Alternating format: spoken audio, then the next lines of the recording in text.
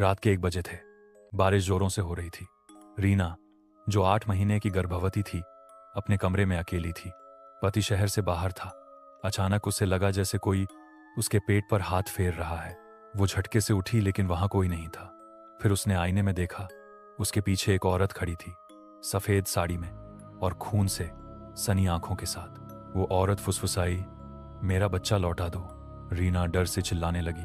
तभी लाइट चली गई। अगली सुबह पड़ोसी दरवाजा तोड़कर अंदर आए। कमरा पूरी तरह अंधेरा था और रीना बिस्तर पर पड़ी थी। उसका पेट बिल्कुल खाली था और दीवार पर खून से लिखा था, मां मिल गई, अब बारी तुम्हारी है। रीना को अस्पताल ले जाया गया, लेकिन डॉक्टरों ने कहा उसके अंदर से बच्चा गायब है, जैसे कभी था ही नहीं। पुलिस ने जांच शुरू की, पर कोई निशान नहीं मिला। 3 दिन बाद नर्स रात की ड्यूटी पर थी। उसने सुना बच्चों के वार्ड से लोरी की आवाज आ रही है।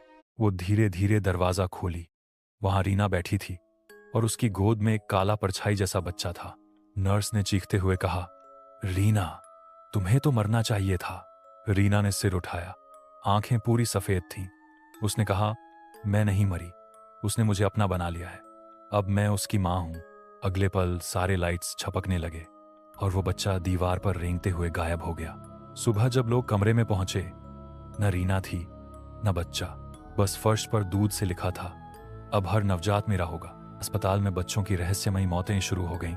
हर रात 2:00 बजे कोई अदृश्य चीज वार्ड में आती, बच्चे रोने लगते और सुबह एक एक कर सब मृत मिलते। डॉक्टर सीमा ने सीसीटीवी लगाया।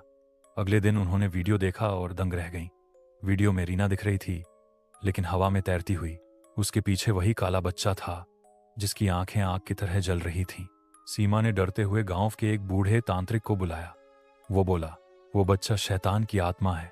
रीना की मौत के बाद उसने उसके शरीर पर कब्जा कर लिया। अब वो हर गर्भवती औरत में जन्म लेना चाहता है।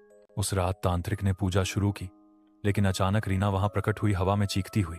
बिजली कड़की और कमरे की दीवार पर बच्चे की हंसी गूंज उठी, मां ने मुझे जन्म दिया था, अब मैं सबका जन्म लूंगा। अगली सुबह अस्पताल खंडहर बन चुका था और फर्श पर सिर्फ एक खून से लिखा निशान था। रीना फिर लौटेगी जब कोई मां बनेगी। घटनाओं के सालों बाद उस पुराने अस्पताल की जगह एक नई मैटरनिटी क्लिनिक बन चुकी थी। लोग भूल चुके थे रीना को, लेकिन वो नहीं भूली थी।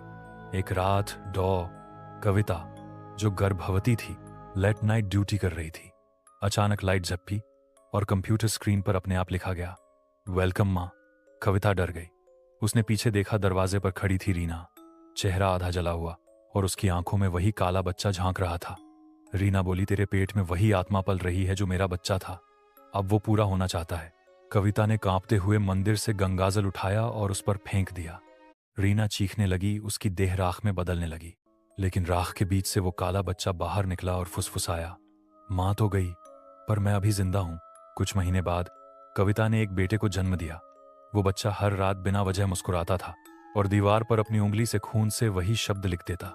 मां लौट आई। बेटा आरव अब 16 साल का हो चुका था, शांत, कम बोलने वाला, पर उसकी आंखों में कुछ अजीब था, जैसे कोई और उसके अंदर छिपा हो। हर रात उसके कमरे से धीमी धीमी लोरी सुनाई देती, वही जो रीना गाया करती थी। कविता ने एक दिन कमरे में झांका तो देखा आरव आईने के सामने खड़ा था और उसके पीछे धुंधली परछाई थी।